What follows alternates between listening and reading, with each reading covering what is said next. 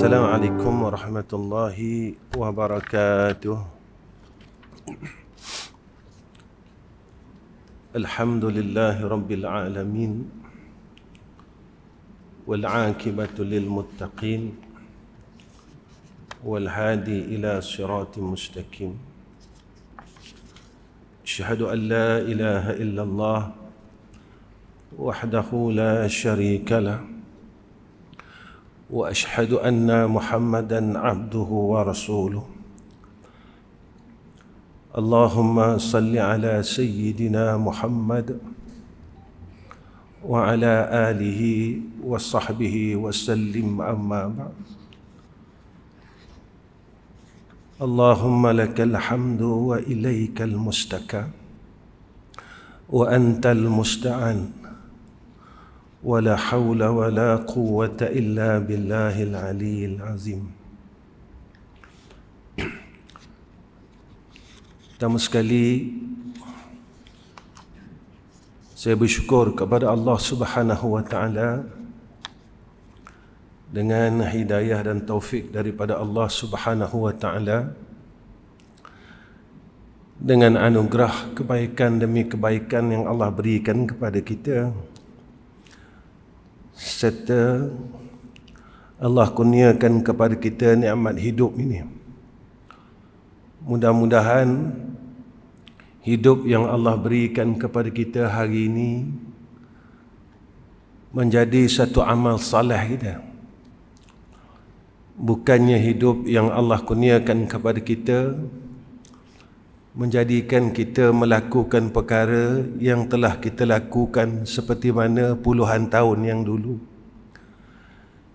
iaitu jadual kehidupan kita dengan kita berpagi-pagi kita mencari rezeki, malam kita gunakan untuk istirahat dan beberapa aktiviti kehidupan.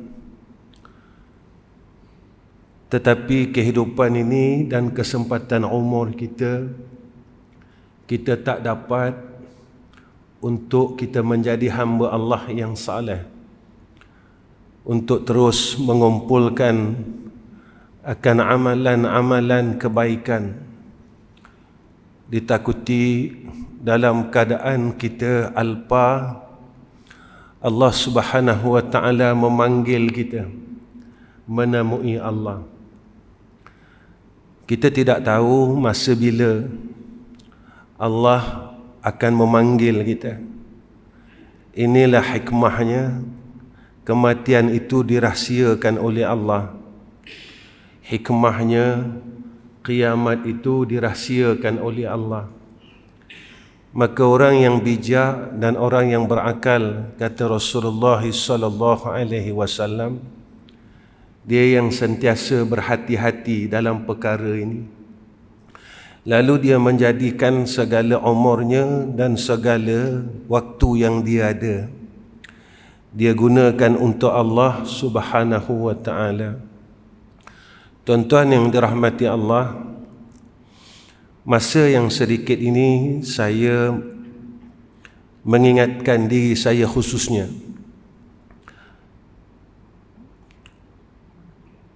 berkenaan dengan satu hadis Nabi sallallahu alaihi wasallam.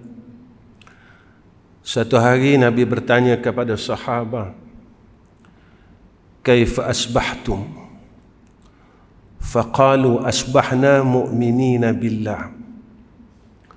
"Wa ma alamatu imanikum?" Qalu, "Nasbiru 'alal bala wa nashkuru 'alal rakha wa narda bil qada'i."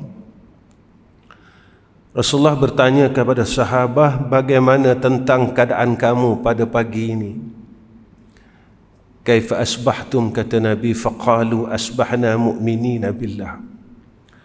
Pagi ini, kata sahabat, kami masih dalam keadaan beriman kepada Allah.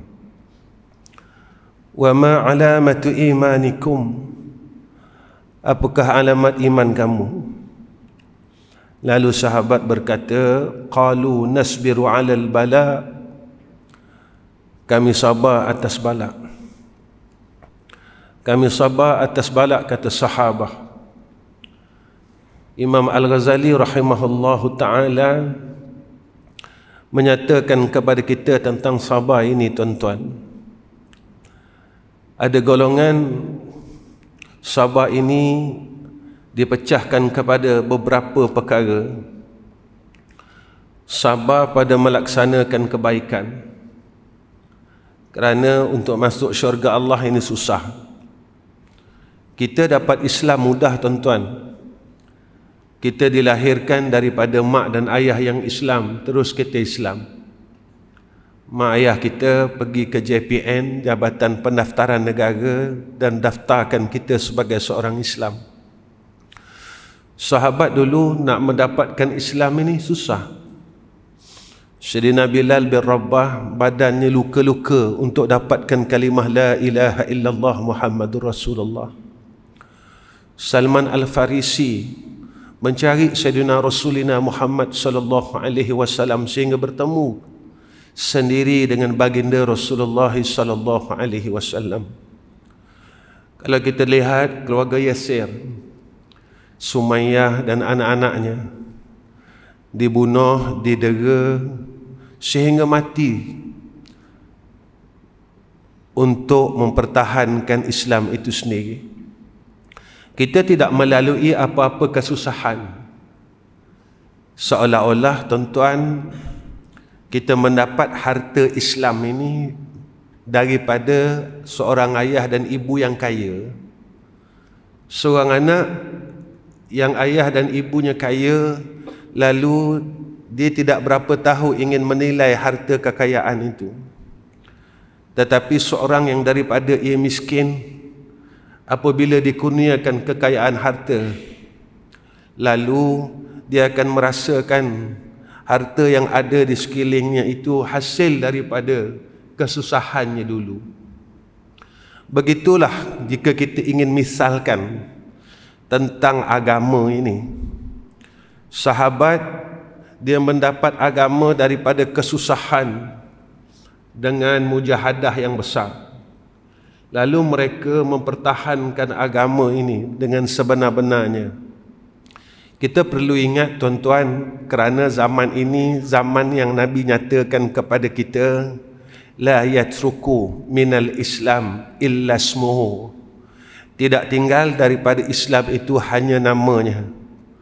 Dan zaman inilah yang disebut oleh Sayyidina Rasulina Muhammad sallallahu alaihi wasallam, iman akan diangkat sedikit demi sedikit dalam hati orang mukmin itu.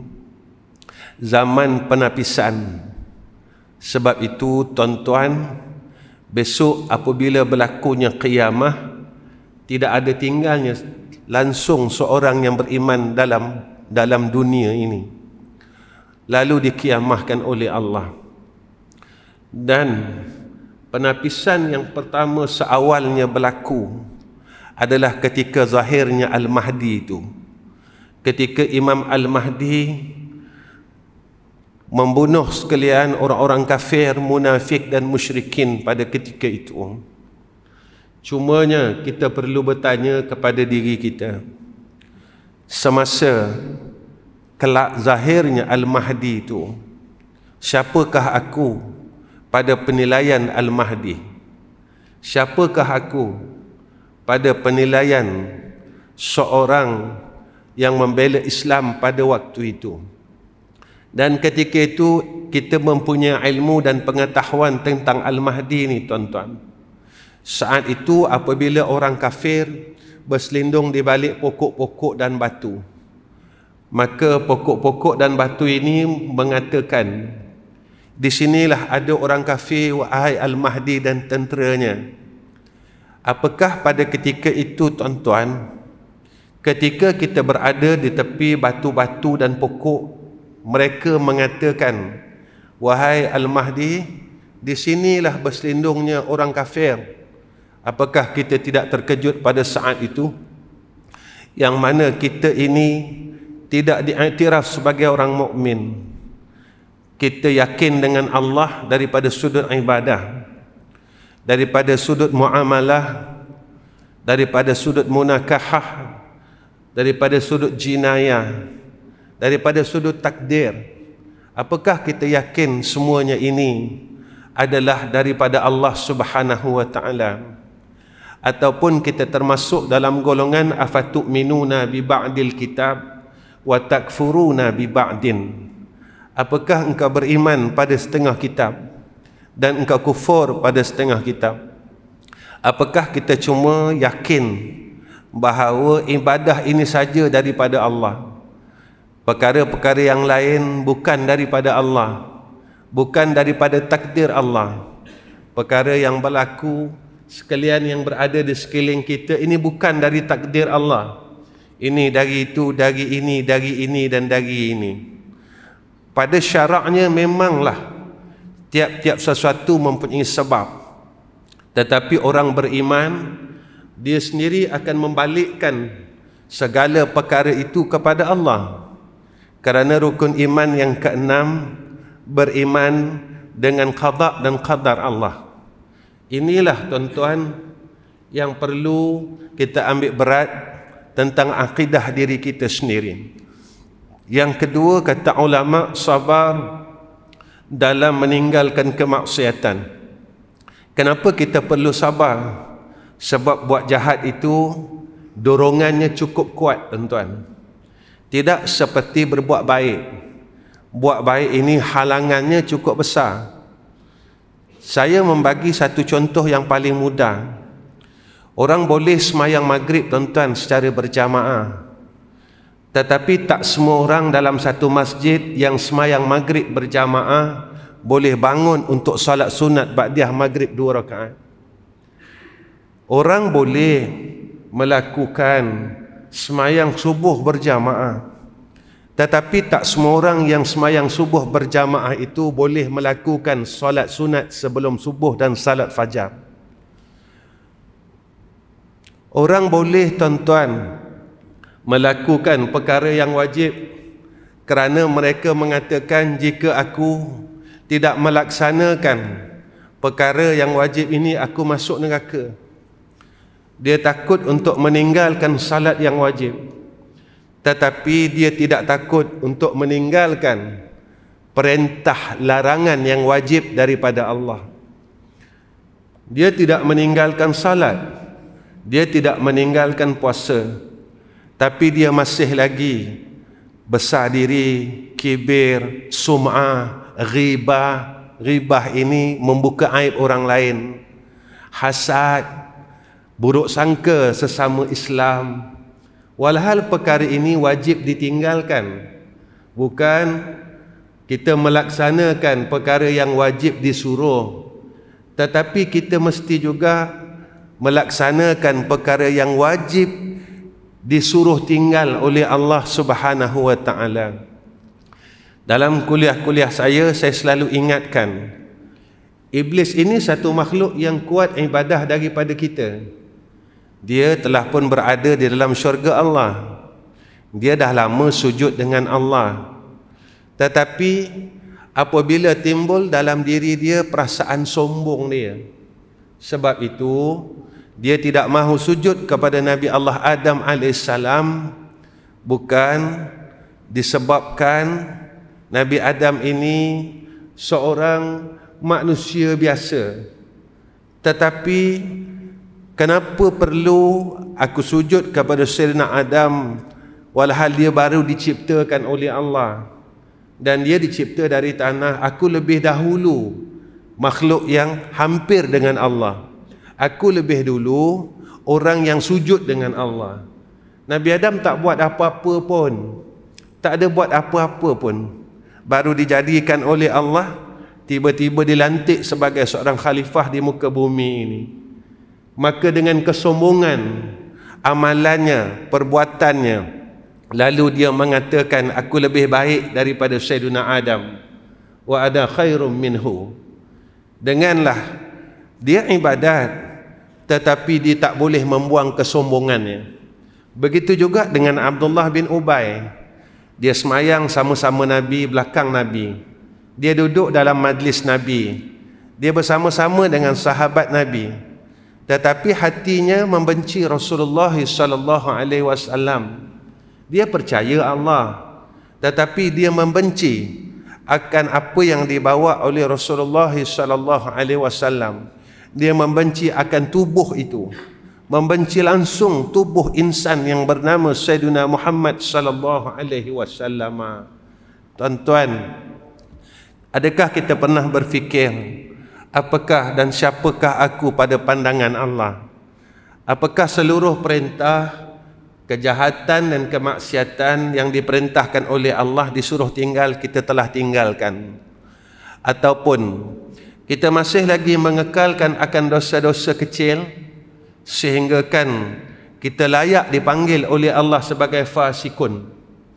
Orang fasik ini, tuan-tuan, adalah orang yang mengekalkan dosa, sama ada dosa besar atau dosa kecil, maka dia tergolong dalam golongan orang fasik.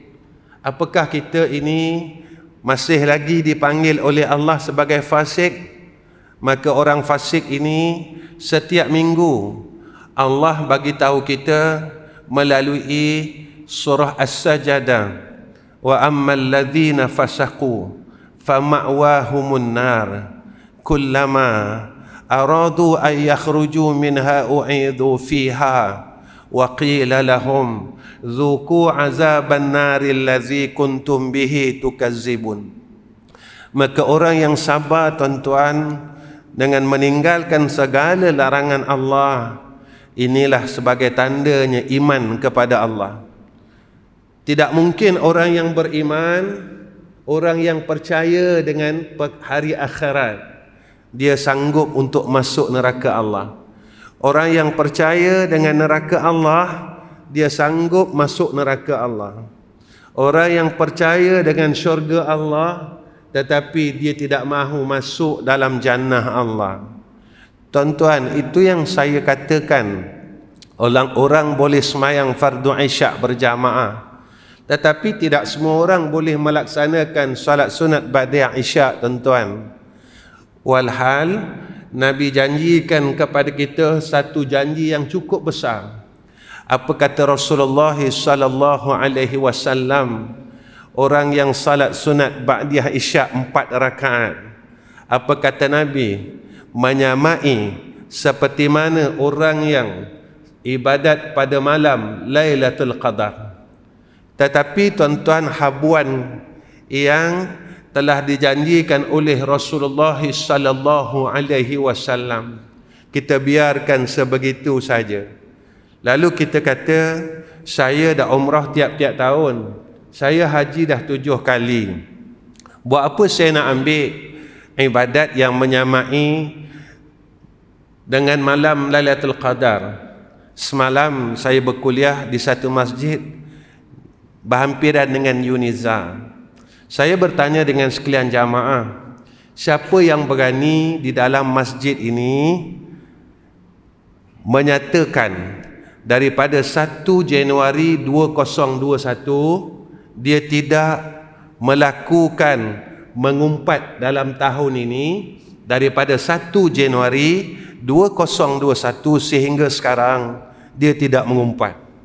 Siapa yang berani dan yakin boleh mengatakan, saya tidak mengumpat, tidak buka aib orang, tak pernah cerita pun jahat orang daripada 1 Januari 2021 sehingga sekarang? Jika kita boleh yakin, tuan-tuan, bermakna amal saleh kita masih ada.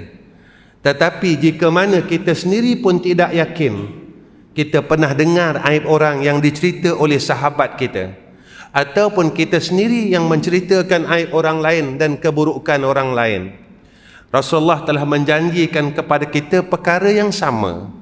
Amal saleh kita daripada umur 15 tahun sehinggalah hari yang kita membuka aib orang lain dan mengatakan kejahatan orang lain, semuanya diberikan kepada orang itu, orang yang kita buka aib dan ceritakan keburukannya. Segala maksiat dia, jahat-jahat dia diberikan kepada kita. Itu jika 1 orang, tuan-tuan. Jika 10 orang maksiat 10 orang ini diberikan kepada kita. Dan jika amal soleh kita telah tidak ada, untuk diberikan kepada orang yang kita buka aib tersebut, maka pada ketika itulah tempat kita memang telah ada nama di pintu neraka Allah Subhanahu wa ta'ala. Ini yang perlu kita fikirkan, tuan-tuan. Hidup dalam dunia sekejap, habis-habis 80 tahun kita mati. Sakit dalam dunia, habis-habis 15 tahun kita akan mati. Tapi tak sakit mana pun, tuan-tuan. Sakit darah tinggi tak sakit mana, sakit kencing manis tak sakit mana, sakit gaut tak sakit mana, sakit stroke tak sakit mana. Tetapi sakitnya azab Allah dalam neraka Allah tidak boleh digambarkan, sehingga Sayyidina Rasulina Muhammad sallallahu alaihi wasallam menangis apabila dikhabarkan oleh Jibril kepada Sayyidina Rasul tentang azab neraka yang menimpa akan umatnya.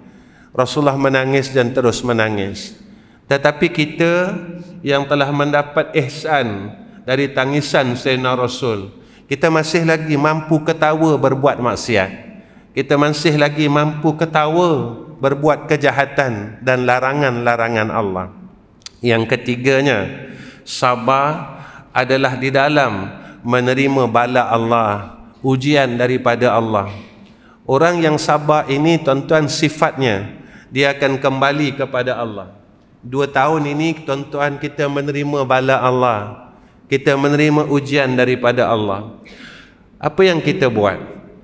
Apakah dalam masa 2 tahun ini kita bertambah dekat dengan Allah, ataupun dalam masa 2 tahun ini kehidupan kita cuma bertukar daripada kehidupan yang normal, daripada kehidupan pandemik terus bertukar kepada kehidupan endemik, ataupun kehidupan kita bertambah hampir dengan Allah sehingga kan kita berharap dan terus berharap rahmat Allah.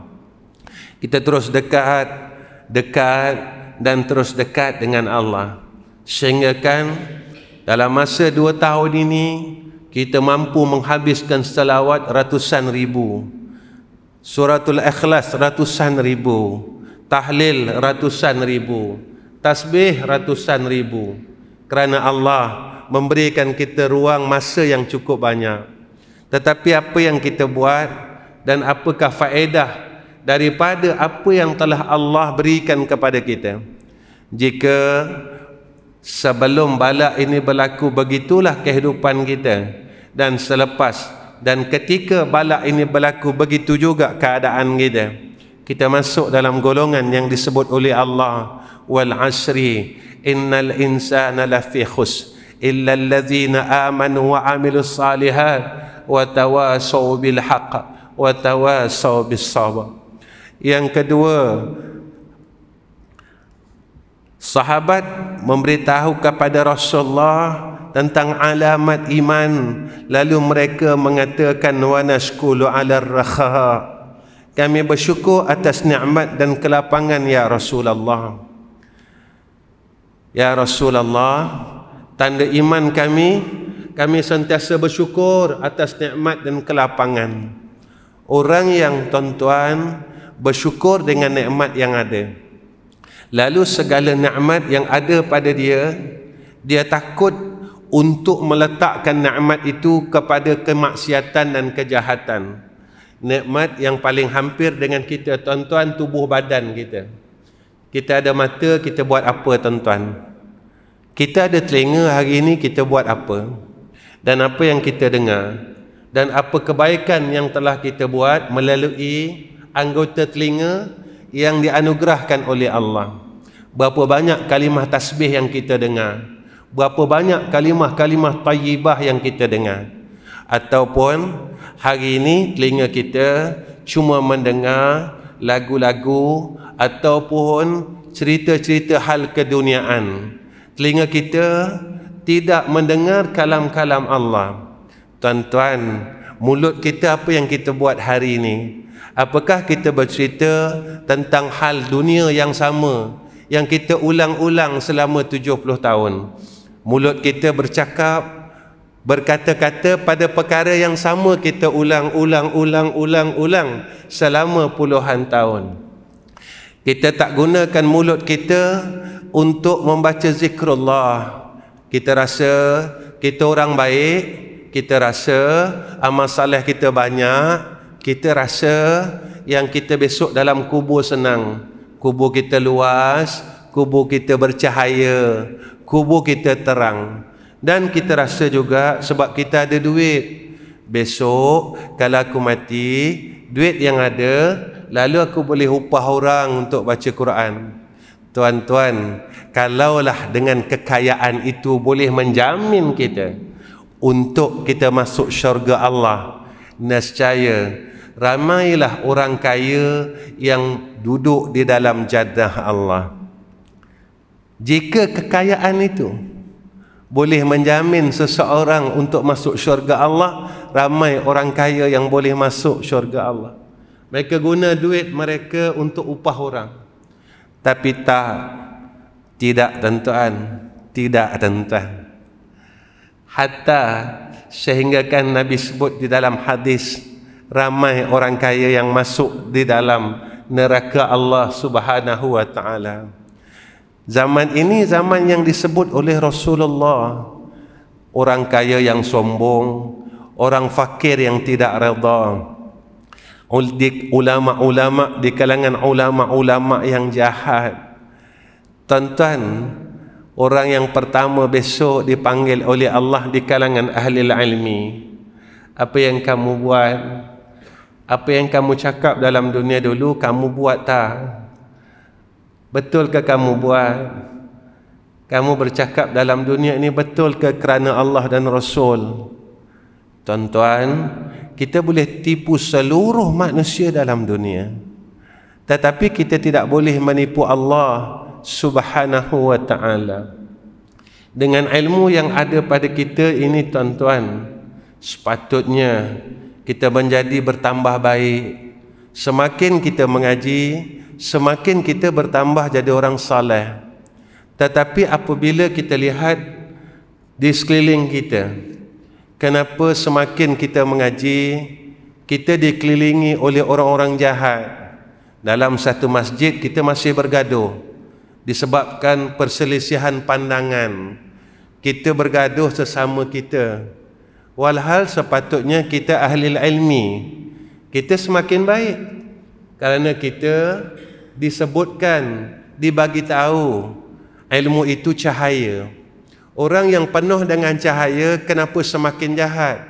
Sepatutnya orang yang penuh dengan cahaya semakin baik. Rupanya ilmu yang ada pada kita tidak boleh menjadikan kita sebagai orang saleh. Kerana apa yang disebut oleh Rasulullah tentang hadis Al-Quran, Al-Quran hujjatun laka wa alaika, kata Nabi. Ilmu ni dia boleh jadi pensyafaat, penolong, dan dia juga boleh menjadi laknat atas kamu, kata Nabi sallallahu alaihi wasallam. Tuan-tuan yang dirahmati oleh Allah Subhanahu wa taala, kenapa kita perlu meninggalkan maksiat? Bersyukur kepada Allah, meninggalkan maksiat.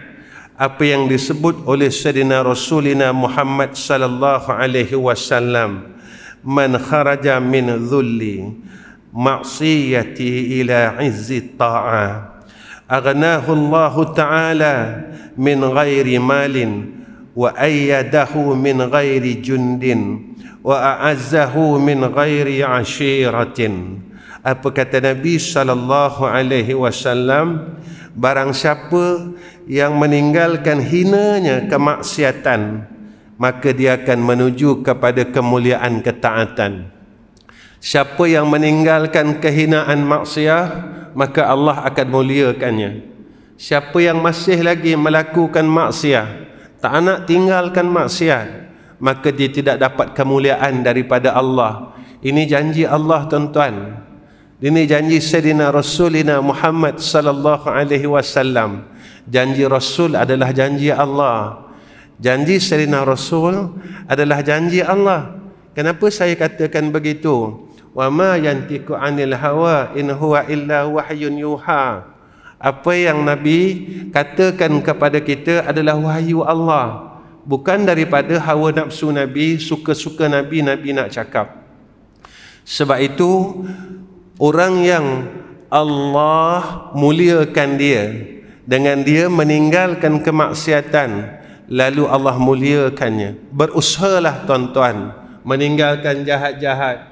Saya semayang tapi saya masih jahat. Saya semayang, saya masih mengumpat. Apakah orang yang mengumpat ini baik? Saya semayang, saya masih bergaduh sesama saudari Islam saya. Apakah saya masih orang baik? Saya semayang tapi saya masih hasad. Saya masih memutuskan silaturahim. Saya masih sayang dunia saya. Saya masih tamak. Saya masih melakukan perkara-perkara yang dilarang oleh Allah Subhanahu wa taala. Maka kita masih lagi dalam keburukan, kejahatan, maksiat pada sisi Allah. Apa kemuliaan yang Allah kurniakan kepada mereka ini? Apa kata Nabi sallallahu alaihi wasallam? Allah akan memberikan kepada mereka ini kecukupan tanpa harta, kata Nabi sallallahu alaihi wasallam. Allah akan cukupkan keperluan hidupnya tanpa harta. Manusia dia pegang bila harta banyak, mudah. Tetapi sebenarnya tidak pada Allah. Bukan harta yang banyak mencukupkan, tuan-tuan. Allah pesan kepada kita dalam ayat, semua orang, kalau kita pergi kedai-kedai, terpampang ayat ini, tuan-tuan. Ayat 1000 dinar. Wa man yattaqillaha yaj'al lahu makhraja. Siapa yang takut kepada Allah, Allah jadikan kepada dia akan jalan kelepasan, mudah urusannya. Kemudian Allah janjikan kepada dia rezeki min haitsu la yahtasib. Jika dia perlukan harta itu, Allah kurniakan. Dia perlukan harta itu, Allah kurniakan. Kenapa, tuan-tuan, mereka ini dicukupkan oleh Allah tanpa harta? Hatinya ada ifah. Ifah inilah, tuan-tuan, ifah ini iaitu cukup, rasa cukup. Sebab itu, tuan-tuan, apa yang disebut oleh Rasulullah sallallahu alaihi wasallam, Nabi kata apa tentang cinta? Al-mahabbah asasul ma'rifah. Nabi kata cinta ini asas ma'rifah. Orang yang makin kenal Allah, dia makin akan sayang Allah. Kenapa kita sayang harta, sayang duit? Sebab kita kenal duit. Kenapa kita sayang makhluk? Sebab kita kenal makhluk. Kenapa kita tak sayang yang memberi duit, yang memberi harta? Kenapa kita tidak sayang yang menjadikan makhluk itu? Kita sayang cucu kita, tuan-tuan. Tapi kenapa kita tidak lebih menyayangi zat yang mengurniakan kepada kita cucu? Ada orang yang berkahwin tak ada anak, dan ada orang yang tak merasa ada cucu. Lalu Allah kurniakan kepada dia. Tetapi kita silap, kita lebih menyayangi dan mencintai anugerah Allah daripada Allah yang telah menganugerahkan anugerah tersebut.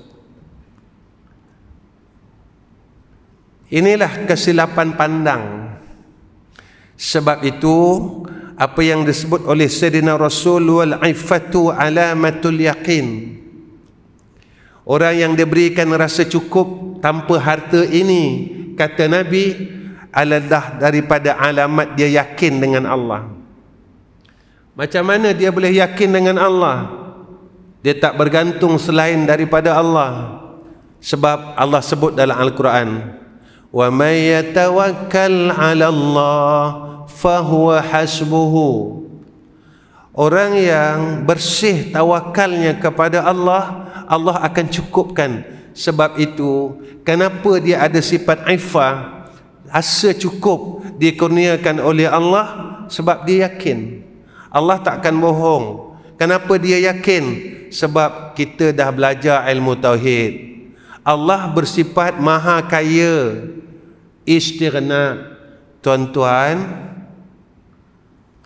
ilmunya begini. Kita belajar Allah bersifat dengan istighna, sifat istighna banyak ini, sampai kita pandai sebut secara detail sifat istighna. Tetapi kita yakin tak tentang istighna Allah? Seorang anak yang kaya kerana ayah dia kaya, dia risau tak tuan-tuan? Dia nak buat apa, dia nak pergi mana? Dia tak risau kerana dia tahu dan dia yakin ayahnya kaya. Dia percaya, dia tahu, dia yakin ayah dia ini seorang ayah yang kaya. Pertama, dia tahu sebab dia tengok harta ayahnya. Ayahnya pakai kereta besar, rumah ayahnya besar, harta ayah dia banyak. Dia tahu, ini ilmunya. Lalu dia yakin dengan si ayah ini tadi. Aku macam mana pun, aku buat apa pun, aku beli apa pun, aku buat apa pun, tak kisah sebab ayah aku kaya. Tuan-tuan, kita tahu Allah bersifat dengan istighna, dan zat yang bersifat dengan sifat istighna itu adalah Allah. Allah ini adalah Rabb kita, Tuhan kita. Tuan-tuan, seorang hamba yang di bawah jagaan zat yang maha kaya, apakah mungkin hamba ini miskin?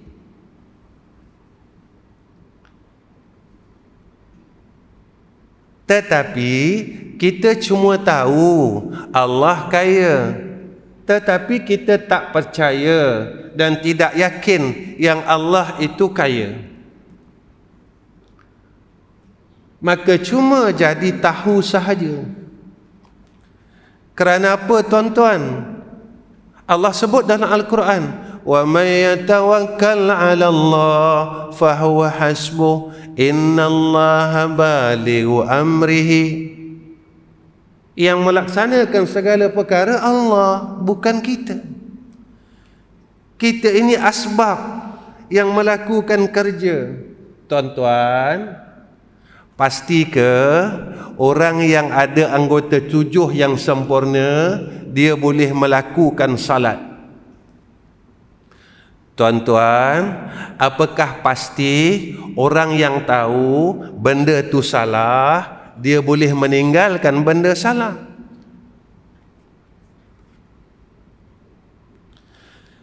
Kenapa orang yang tahu benda yang dia buat tu salah, tetapi dia masih buat?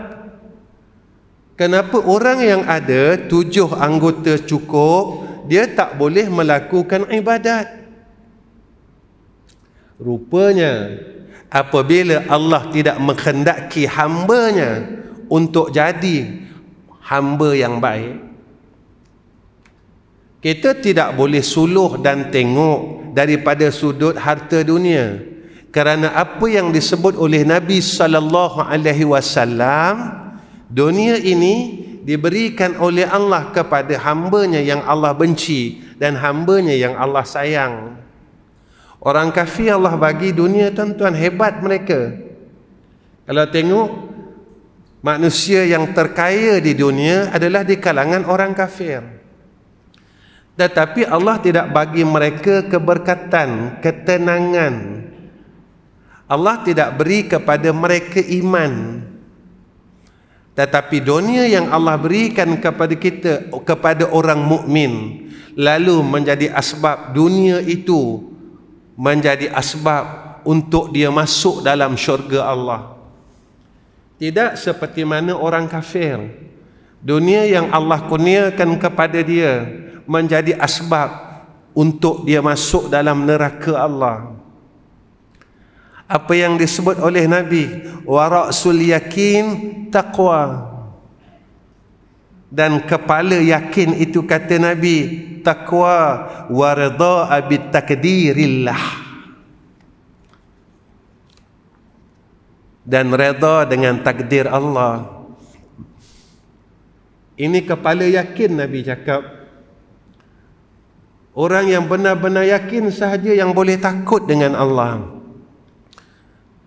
Allah bagi dia umur, masa yang ada, ya Allah, kalau aku tak boleh salat sunat badiah isyak malam ni, aku tak tahu umur aku boleh tak? Aku boleh tak dapat besok, ataupun kau matikan aku malam ni? Mungkin besok aku tak jumpa lagi fardu isyak, ya Allah. Orang yang bekerja, besok tak boleh pergi kerja, habis cerita hidup, dia tak bawa kepada cerita mati. Tuan-tuan, itu kalau kerja kita bagus.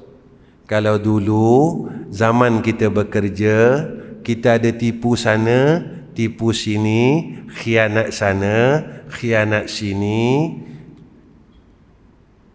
Saya selalu cakap bila saya mengajar di pejabat-pejabat, kadang-kadang kita tak sakit, tetapi kita ambil cuti MC sebab cuti kita dah habis. Lalu kita beli MC di klinik. Apakah hasil usaha daripada penipuan? Maka gaji ini halal. Kita belajar, kalau kita pergi cari pada fiqah dia, kita cari biawak. Belah sini biawak juga. Bewak gitu tak? Bewak. Saya kena belajar bahasa Terengganu sikit, tuan-tuan. Lalu kita jual biawak ni, tuan-tuan. Duit ni kita boleh makan tak? Kita kata tak boleh, sebab biawak ni binatang yang tidak halal dimakan. Hasil usaha yang haram, maka duit ni pun haram. Semasa kita bertugas dulu, kita menipu beberapa tahun.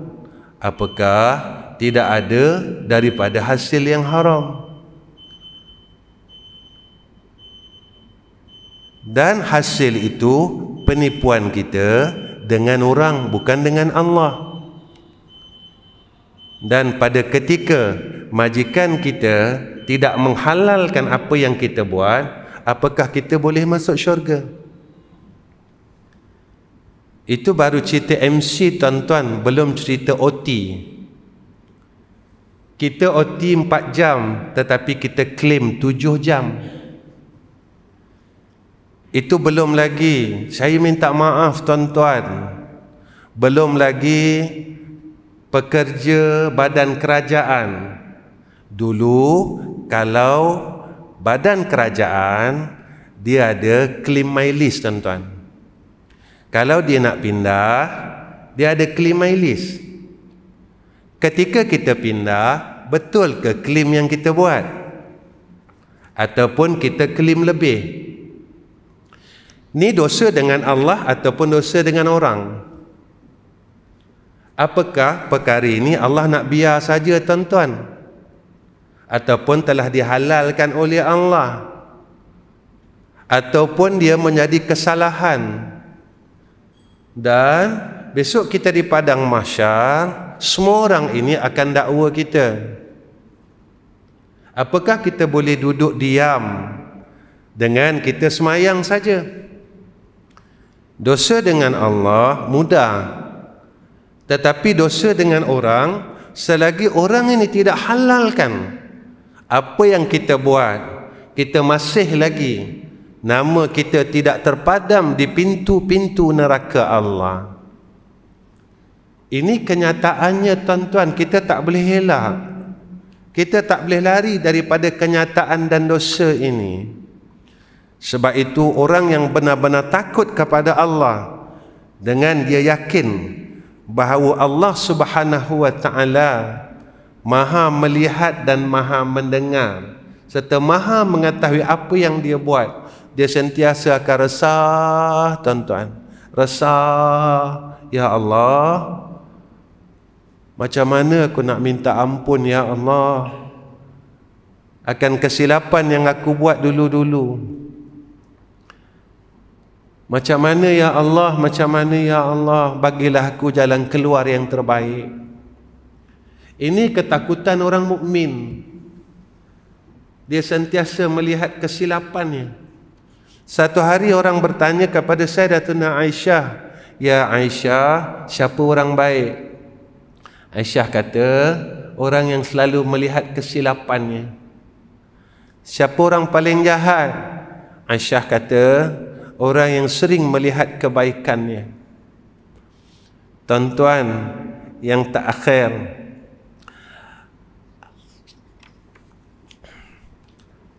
apakah alamat orang yang beriman? Maka mereka ini wa narda biqada'i, maka redha dengan qada Allah. Apa yang berlaku atasnya, mereka redha dengan Allah. Tuan-tuan, nak dapat redha dengan takdir Allah ini, apa yang disebut oleh Nabi adalah adanya keyakinan. Kerana orang yang yakin inilah orang yang boleh redha dengan takdir dan takut kepada Allah Subhanahu wa ta'ala. Tetapi jika mana seseorang yang tidak boleh yakin dengan Allah yang bersifat irada, qudrah, maka mereka tidak boleh yakin dengan perjalanan takdir ini. Lepas itu zaman ini tuan-tuan, kita melihat ramai orang merungut. Kenapa kita melihat zaman ini ramai orang merungut dengan kehidupan dunia, tidak seperti mana dahulu? Walhal dahulu orang lebih susah tuan-tuan. Sekarang kalau kita nak lihat masyarakat berkereta buruk susah. Kita lihat sekarang masyarakat rata-rata semuanya berkereta baru. Rumah mereka ada peti ais, mesin basuh dan kemudahan yang cukup besar. Tidak semacam kehidupan kita semasa kecil. Kita masih basuh baju dengan tangan sendiri, masih masak menggunakan dapur kayu. Kita rasa lalui kesusahan ini, tetapi kita tidak pernah merungut yang ni susah. Tak, kita redha. Rupanya apabila semakin ramai manusia ini merungut, inilah yang diberitahu oleh Rasulullah, apabila zaman ini mula berakhir, maka ramailah fuqara yang tidak redha dengan takdir, dengan kehidupannya. Rupanya perkara yang berlaku di sekeliling kita menunjukkan bahawasanya alam ini mula hendak dihapuskan oleh Allah dan dihancurkan oleh Allah Subhanahu wa ta'ala. Tuan-tuan, kita tak mampu, tapi macam mana kita nak buat? Kita dah usaha tuan-tuan, kita usaha kuat jatuh, usaha kuat jatuh. Rupanya kita terlupa tentang satu kalimah yang selalu kita baca, la haula wala quwwata illa billahil aliyil azim. Tak ada daya ya Allah, tak ada kekuatan ya Allah, aku nak buat baik dan tinggal jahat, melainkan dengan pertolongan Kau. Tuan-tuan, saya tinggalkan tuan-tuan dengan satu zikir yang mana Rasulullah pesan. Kalau kita nak dapat kemudahan, nak selesai urusan agama dunia kita, mudah aja tuan-tuan, mudah aja. Kami di madrasah tuan-tuan, tiap-tiap lepas semayang kami baca tak banyak pun, 11 kali. Saya pelajar, sebab itu tuan-tuan, kalau orang nak masuk madrasah saya tak bagi. Ustaz, jarang orang tak bagi masuk madrasah, tapi Ustaz tak bagi masuk, kenapa? Sebab madrasah saya bukan madrasah yang terbaik. Masih banyak lagi madrasah yang baik. Kalau nak jadi alim, bukan di madrasah saya. Tapi kalau sama-sama nak jadi orang baik, boleh sama-sama dengan saya. Saya bukan tuan guru seperti mana yang disebut oleh tuan imam. Saya orang bodoh tuan-tuan, orang tak ada ilmu. Sebab itu setiap kali apabila orang nak masuk madrasah, saya kata jangan. Tolonglah cari madrasah yang lain yang lebih baik dari madrasah saya. Tapi kalau dah tak jumpa, datanglah ke madrasah kami. Nak jadi alim tak boleh. Nak hafal Quran kami tak ada. Kami ada kelas hafiz hafal Quran. Kami ada kelas alim. Tetapi bukan itu tujuan kami. Kami nak orang yang belajar kitab, dia bukan khatam kitab. Lalu selepas khatam dia kata, saya dah tamat kitab ini, kitab ini, kitab ini. Allah tidak pandang berapa banyak kitab yang kita habiskan. Tetapi Allah akan pandang berapa banyak isi kitab yang telah kita habis amalkan. Allah tak pandang kalau kita hafal 30 juzuk. Tetapi Allah pandang orang yang hafal 30 juzuk, yang beramal dengan 30 juzuk itu. Saya pernah tuan-tuan interview beberapa orang yang telah hafal Quran. Saya tanya, kamu hafal Quran tak? Saya hafal Ustaz. Minta maaf, saya kata. Saya nak tanya, tolong jawab dengan ikhlas boleh tak? Mereka anak-anak muda. Apakah kalian yang telah hafal Quran ini, kalian tidak ada melakukan couple? Ada makwa tak? Saya tanya. Ada Ustaz. Kamu hafal tak ayat la taqrabu zina? Hafal Ustaz, kami dah ada syahadah.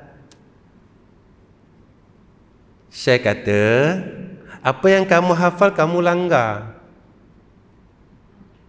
Bolehkah kamu selamatkan orang keluar dari neraka masuk syurga walhal kamu masih dalam neraka? Kerana Nabi kata hafizul Quran wa yahmiluha. Saya tanya lagi, kamu tinggal semayang tak?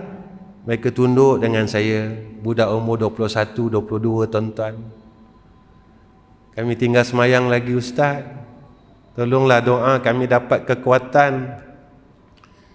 Saya kata, jika kamu masih dalam neraka Allah, bagaimana kamu nak selamatkan mak ayah kamu untuk masuk syurga? Kamu tak boleh nak selamatkan diri kamu. Sebab itu Nabi sebut orang yang boleh syafaat keluarganya bukan orang yang hafal 30 juzuk tuan-tuan. Orang yang boleh beramal dengan 30 juzuk. Tuan-tuan jangan terkejut seorang Yahudi hafal 30 juzuk. Pengalaman saya pada tahun 1996, saya bertemu dengan seorang Kristian yang telah membaca kitab hadis Riyadhus Salihin, yang telah habis belajar kitab tafsir Jalalain tuan-tuan. Saya tak reka cerita sebab insan yang telah habis tafsir Jalalain dan habis kitab Riyadhus Salihin ini tuan-tuan bertemu dengan saya, berbincang dengan saya beberapa perkara tentang Islam. Hampir 4 tahun tuan-tuan kami berbincang, dan saya tak pernah ajak dia masuk Islam tuan-tuan. Dan satu hari dia mesej saya tuan-tuan, dia kata, Ustaz, semoga Allah merahmati kamu. Saya kata, kenapa? Alhamdulillah, saya telah convert kepada Islam. Nangis saya tuan-tuan. Nangis saya. Bila dia cakap macam tu dengan saya, dia kata, Allah merahmati kamu Ustaz. Saya tak pernah ajak dia masuk Islam. Bila dia bercerita, bertanya kepada saya, walhal dia orang yang telah membaca kitab tafsir Jalalain habis 30 juzuk tuan-tuan. Itu yang saya katakan. Apakah pasti kita ada ilmu? kita dalam jannah, Allah belum. Tuan-tuan, saya bacakan zikir ini, dah 8 suku ni. Pendek dan mudah. Wa tawakkaltu 'alal hayyil ladzi la yamut. Wa tawakkaltu 'alal hayyil ladzi la yamut. Wa tawakkaltu 'alal hayyil ladzi la yamut. Wa tawakkaltu 'alal hayyil ladzi la yamut. Wa tawakkaltu 'alal hayyil ladzi la yamut.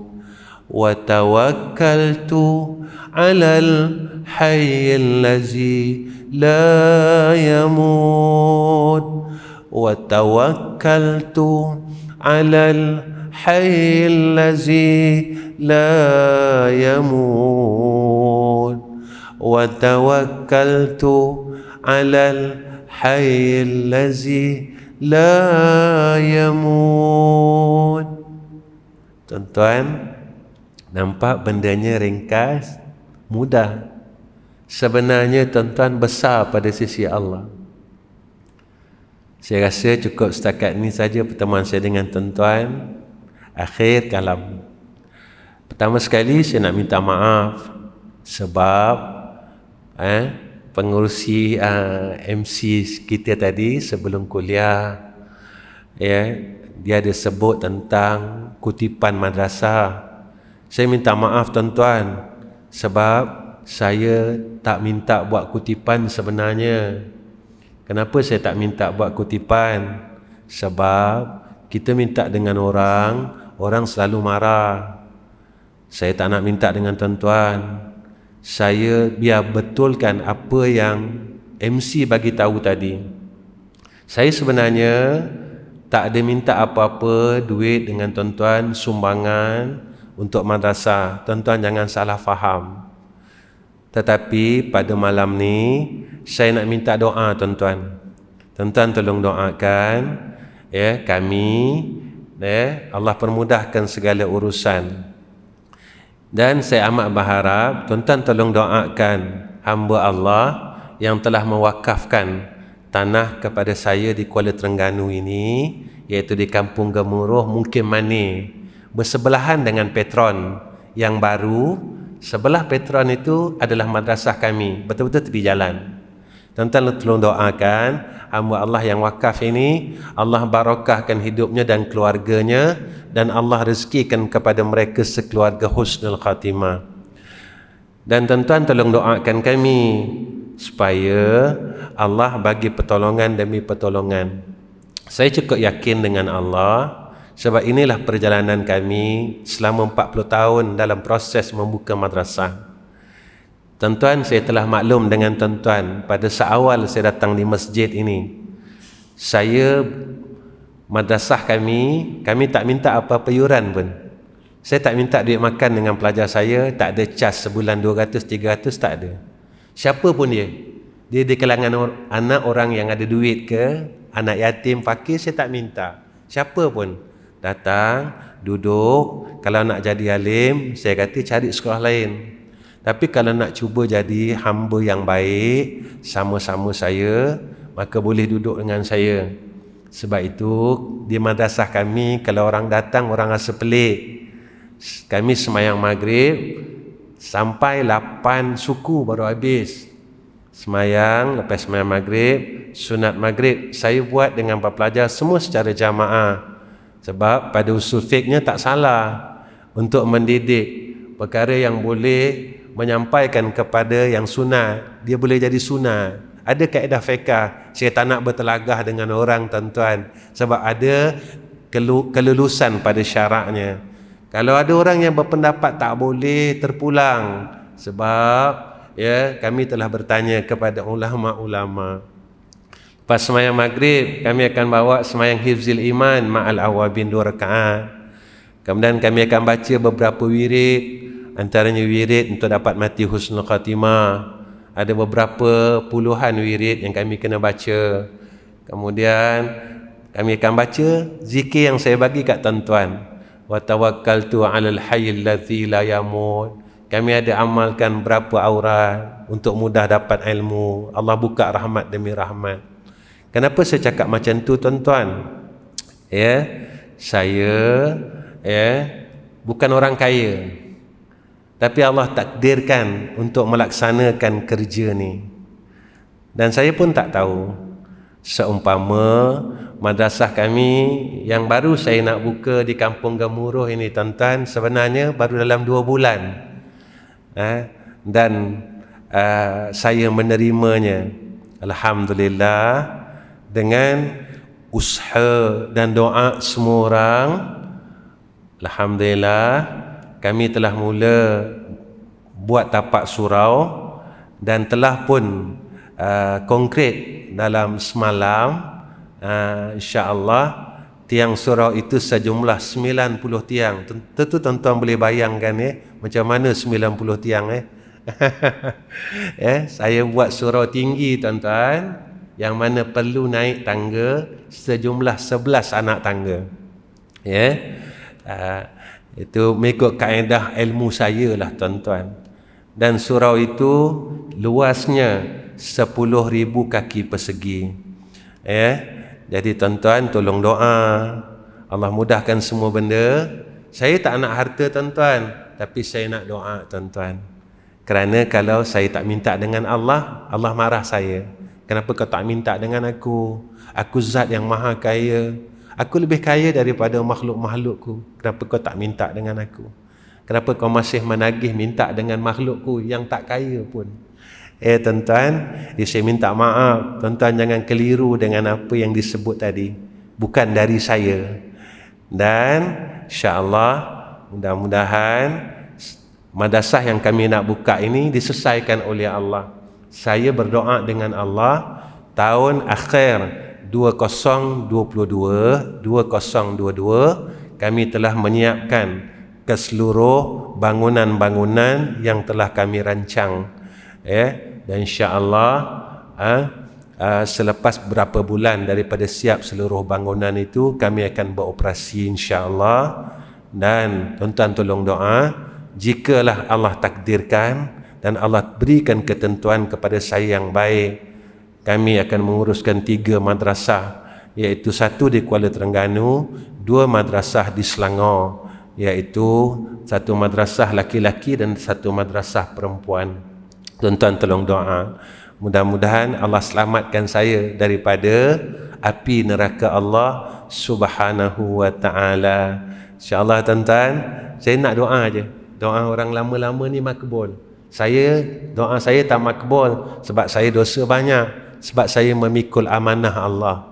Orang yang sedang pikul amanah Allah, dia mudah masuk neraka. Kaki saya sebelah dalam neraka Allah. Tuan-tuan tolong tarik dengan doa tuan-tuan. Saya minta sangat, minta tolong doa. Saya tak minta tolong harta tuan-tuan, tapi saya minta doa. Ya Allah, dia ni saudara Islam aku dan aku tak kenal dia pun, ya Allah. Ya Allah, dia tengah buat satu perkara untuk membimbing ummah. Tolonglah, dia nak tolong orang lain. Kau tolonglah dia, ya Allah, sebab dia nak tolong orang lain. Tuan-tuan, sebab itu saya buat semua perkara. Saya tak minta apa-apa duit daripada keluarga. Walaupun program-program yang saya buat camp cuti sekolah setiap tahun. Melainkan pada waktu Covid ini 2 tahun saya tak buat tuan-tuan. Orang semua tanya, Ustaz tak buat lagi ke? InsyaAllah. Saya buat program cuti sekolah ini tuan-tuan, hampir dah 13 tahun saya buat. Sebelum daripada wabak Covid ini, alhamdulillah, penyertaan seluruh Malaysia hampir 600 orang, 700 orang dalam masa 2 minggu. Saya tak minta 1 sen pun. Ada orang yang betul-betul susah. Tuan-tuan kalau duduk tempat saya, tuan-tuan akan jumpa orang-orang ini yang datang bawa tabung. Tuan-tuan, saya bila cerita ni saya akan nangis. Dia hantar anak kat saya 3 orang tuan-tuan, dia bawa tabung. Tabung shilling tu tuan-tuan.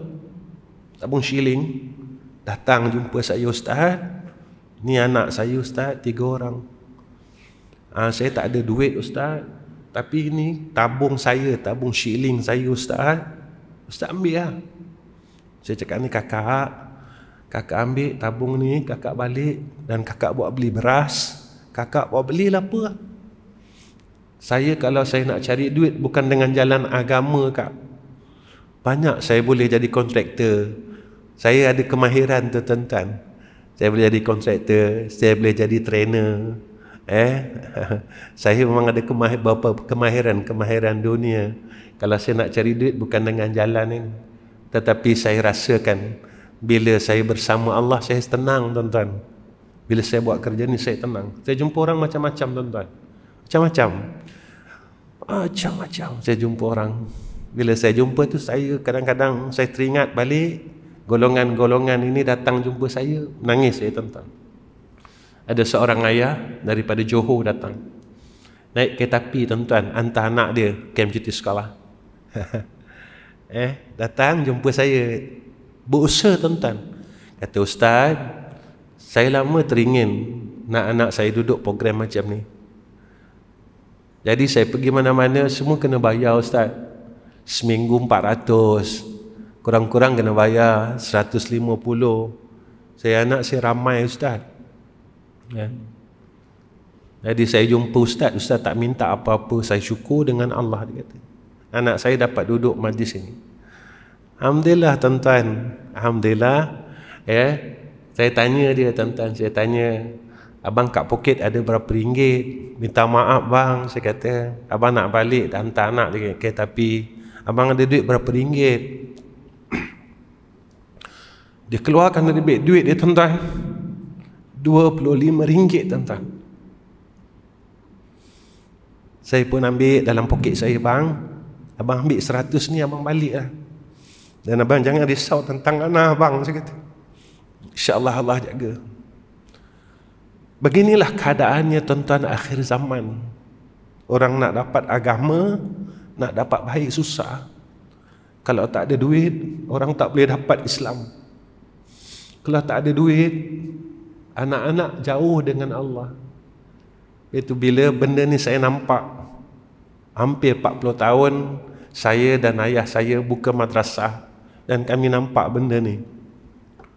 Lepas itu dia pesan dengan saya semasa hidupnya, Zam, besok kalau abah tak ada, tolonglah, dia kata. Janganlah kau buat kerana dunia, minta duit orang. Tolonglah orang, dia kata. Kau yakinlah dengan Allah. Sebab Allah dah janji macam tu, kalau kau tolong orang, Allah akan tolong kau. Saya percaya tuan-tuan, madrasah saya 40 tahun, madrasah saya yang saya buka sendiri 20 tahun.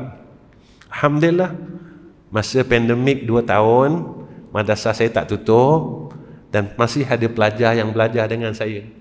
Walaupun seluruh tahfiz-tahfiz, sekolah-sekolah semua balik, alhamdulillah, sekolah kami tidak diarahkan balik oleh Majlis Agama Islam Selangor.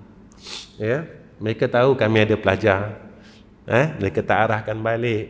Alhamdulillah, alhamdulillah, kami makan cukup tiap-tiap hari, sampaikan sumbangan orang ramai. Saya tak ada, kalau tuan-tuan kenal saya bukan jenis orang yang suka upload di Facebook, tolonglah kami ni, tolong, tak ada. Tuan-tuan, kalau tuan-tuan boleh tengok dalam media masa saya, alhamdulillah tuan-tuan, Allah tunjukkan kebesarannya. Allah tunjukkan kebesaran tuan-tuan di masjid ini. Saya share dengan tuan-tuan. Sumbangan orang ramai ikan tuan-tuan, bukan 2-3 kilo mereka hantar. Mereka hantar bertan-tan tuan-tuan. Sehingga kan saya agihkan kepada masyarakat di sekeliling.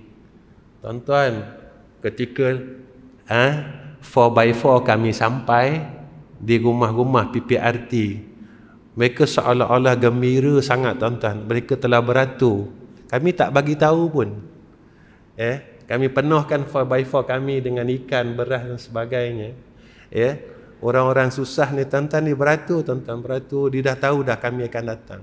Terima kasih Ustaz, terima kasih Ustaz, terima kasih Ustaz. Saya cakap dengan jamaah saya, lihatlah besok di Yaumul Mahsyar, Beginilah kegembiraannya bila kita mendapat pertolongan daripada Sayyidina Rasulina Muhammad sallallahu alaihi wasallam. Kita akan lebih rasa gembira seperti mana kita telah menggembirakan mereka yang kamu sedang tengok ini. Itulah yang saya ajar anak-anak saya, ajar pelajar saya, supaya mereka merasai dan mengetahui ilmu yang kita ajar, lalu kamu rasakan sendiri kemanisan ilmu itu. InsyaAllah Allah akan bersama kita, insyaAllah. Wa akhiru kalam. Wassalamualaikum warahmatullahi wabarakatuh. Bismillahirrahmanirrahim. Alhamdulillahirabbil alamin. Wassalatu wassalamu ala asyrafil anbiya wal mursalin wa ala alihi washabbihi ajma'in. Ya Allah, ya Rahman, ya Rahim. Ya Allah, kami hamba-hamba-Mu yang lemah dalam melaksanakan ketaatan dan meninggalkan kejahatan. Tolonglah kami, ya Allah. Ya Allah, pada zaman yang akhir ini, ya Allah, fitnah ini berada di sekeliling kami, depan kami, belakang kami, atas, bawah, kiri dan kanan. Selamatkan kami daripada segala fitnah ini, ya Allah. Ya Allah, selamatkan kami dan beri kekuatan atas kami, ya Arhamar Rahimin. Ya Allah, ya Arhamar Rahimin. Kami tak kuat untuk mempertahankan iman dan Islam kami di atas segala cabaran hidup ini, ya Allah. Segala kecabaran-cabaran yang kami lalui, Kau tolong kuatkan iman dan Islam kami, ya Allah, sehingga kami dapat rasa kemanisan iman dan kemanisan Islam seperti mana sahabat-sahabat Sayyidina Rasulina Muhammad sallallahu alaihi wasallam. Ya Allah, apa yang kami buat dalam hidup kami, ya Allah, biar menjadi asbab atas kami untuk kami boleh duduk dalam syurga Engkau, ya Allah. Ya Allah, ya Arhamar Rahimin. Kami tahu kami tak layak untuk masuk dalam syurga Engkau, tapi kami minta dengan rahmat-Mu, pilihlah kami semua, ya Allah. Ya Allah, semua orang yang hadir pada malam ini, jika ada yang sakit, tolonglah sihatkan mereka semua, ya Allah. Ya Allah, jika ada di kalangan kami yang ada masalah yang masih belum selesai, tolonglah selesaikanlah, ya Allah. Ya Allah, tolonglah dan tolonglah, ya Arhamar Rahimin. Ya Allah, tolonglah selesaikan wabak penyakit yang telah Kau berikan kepada kami dalam negara kami ini, ya Allah. Angkatlah, ya Allah. Ya Allah, kami mengakulah, ya Allah, sebenarnya kami tak kuat dalam menghadapi wabak ini, ya Allah. Dah 2 tahun, ya Allah. Ya Allah, dah 2 tahun, ya Allah. Ya Allah, tolonglah angkat. Tolonglah angkat, ya Allah. Ya Allah, kami tahu Kau berikan wabak ini disebabkan salah kami dan dosa kami. Ya Allah, kami minta maaf. Kami minta ampun, ya Allah, atas segala salah kami dan dosa kami. Tolonglah angkat wabak ini, ya Allah. Kasihanlah kat kami, ya Allah. Ada sebahagian dari kami Kau cabut mak kami, Kau ambil mak kami dan ayah kami, ya Allah, dan kami menjadi anak yatim piatu, ya Allah. Ya Allah, ya Rahman, ya Rahim. Tolonglah, tolonglah, tolonglah. Sihatkan kami, afiatkan kami,